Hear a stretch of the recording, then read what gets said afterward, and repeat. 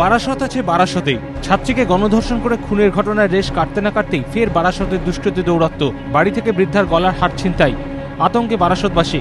বৃদ্ধার অভিযোগ, শনিবার বিকেলে বারান্দায় বসেছিলেন বৃদ্ধা। বাড়ির সামনে বাইকে করে এসে দাঁড়ায় দুই যুবক। ঠিকানা জিজ্ঞাসা করে তারা। সে সময় বারান্দার গ্রিলে হাত ঢুকিয়ে বৃদ্ধার গলা থেকে হার ছিনতাই করা হয় বলে অভিযোগ। বাধা দিতে গিয়ে পড়ে গিয়ে আহত হন বৃদ্ধার অসুস্থ স্বামী।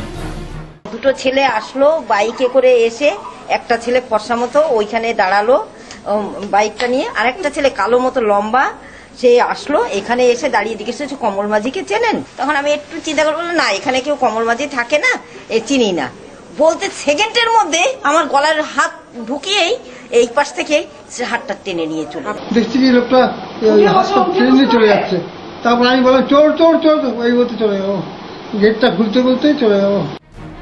ঘটনা তদন্ত শুরু করেছে বারাসত থানার পুলিশ।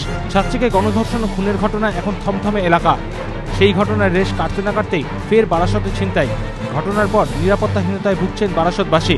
সুমিলন পাল, এবিপি আনন্দ, উত্তর 24 পরগনা।